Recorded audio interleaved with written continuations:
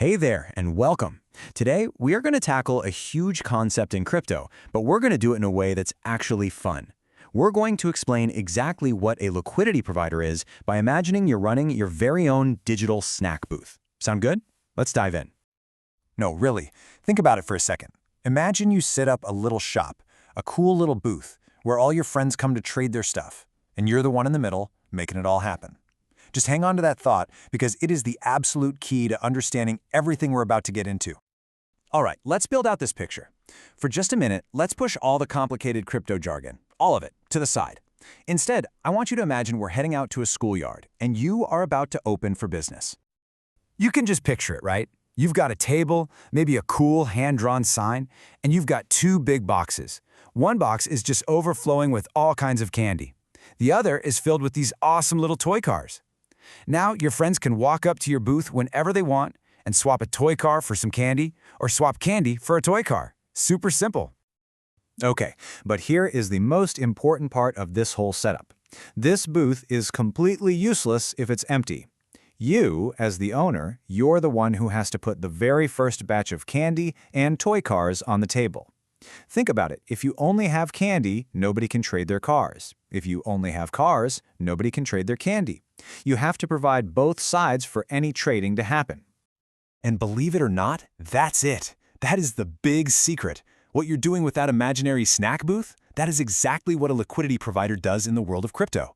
The candy and the toy cars, well, those are just like two different crypto tokens. You are providing the liquidity, the stuff that makes all the trading possible.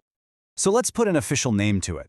A liquidity provider, or you'll often see it shortened to just LP, is just a person who deposits their tokens into a kind of digital trading pit. We call that a liquidity pool. And they do it so other people can come and swap tokens back and forth. You are the shopkeeper, you are the vending machine owner, you are the one stocking the shelves.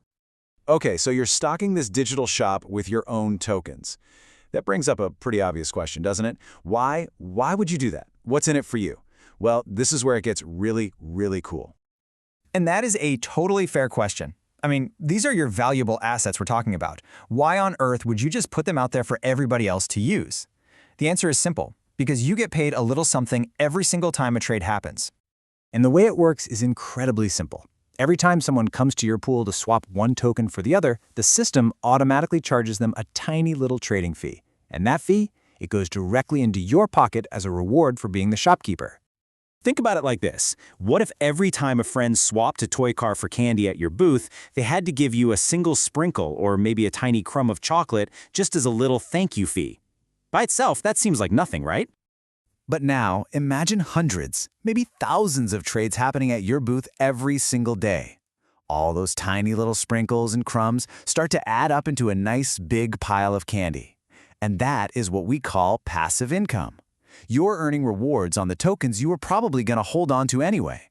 You get to hodl and earn all at the same time. Okay, so we've got the big idea down. You're a shopkeeper, you stock the shelves, and you earn fees. Awesome. But how does this digital snack booth actually work in the real world of crypto? Let's pop the hood and look at the nuts and bolts. So here's how our analogy perfectly maps to the real deal. Your snack booth is actually called a liquidity pool. Your candy and toy cars are just token A and token B. And here's the best part. The counter where you'd be sitting and managing all the trades, that gets replaced by an automated shopkeeper. It's a smart contract that does everything for you, 24/7. You don't even have to be there. Now, this is probably the #1 most important rule of being a digital shopkeeper. You can't have a lopsided shop. You must always deposit an equal value of both tokens. So if you wanted to deposit some Ethereum, you might put in, say, $50 worth of ETH. But that means you also have to deposit $50 worth of another token, like the stablecoin USDC. The values have to be perfectly balanced. So you might be thinking, okay, but how do I prove I put my tokens in there? How do I get them back? Great question. The system instantly gives you a special kind of digital receipt, and it's called an LP token. The best way to think of it is like a claim ticket you get at a code check. It's your proof that you own a slice of that pool, and you use that ticket to get back your original deposit, plus all the fees you've earned whenever you're ready to pack up shop. All right, earning passive income, it sounds pretty fantastic, right? But you know, in pretty much any financial system, there's really no such thing as a free lunch. And there is one big catch here that you absolutely have to understand before you even think about opening a shop. This is the question you should always be asking. Is it all just pure profit? And the answer is yes, there is a catch. It's a very unique kind of risk that really only applies to liquidity providers, and it has this super fancy, kind of intimidating name, but I promise, the idea behind it is actually pretty simple. It's called impermanent loss. I know, that sounds complicated, but all it really means is that there is a chance that because of how prices change, the value of your tokens inside the pool could end up being less than if you had just kept them sitting in your own wallet and never opened the shop at all. To really get this, let's use one more analogy. Imagine your initial deposit, your $50 of ETH and $50 of USDC, is sitting on a perfectly balanced old-fashioned scale. You've got $50 of token A on the left and $50 of token B on the right. It is perfectly level.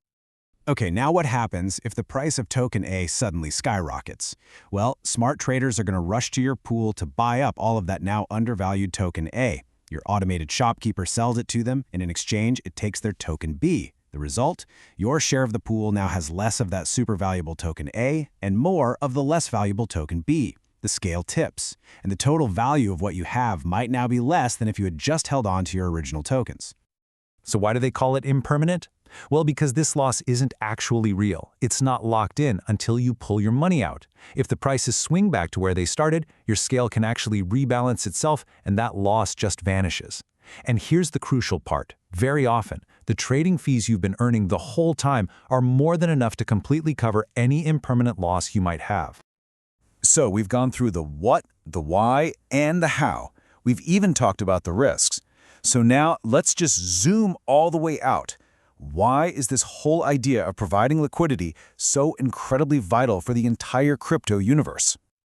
Liquidity providers aren't just people earning fees. They are the literal engine that powers the entire world of decentralized finance, or DeFi. Without people just like you stocking the shelves of these digital snack booths, none of it would work. You want instant token swapping on decentralized exchanges? That's possible because of LPs. Those pools that let people do decentralized lending and borrowing? That's powered by LPs. That whole crazy concept of yield farming? You guessed it. It's all built on the foundation laid by you, the LP. So the real takeaway here is that being a liquidity provider is not a passive role. You're not just earning some fees on the side. You're an active builder of a whole new financial system. You're providing the fundamental plumbing that makes it all possible. So really, the only question left to ask is, if you were going to open up your own digital shop, what would you stock on your shelves?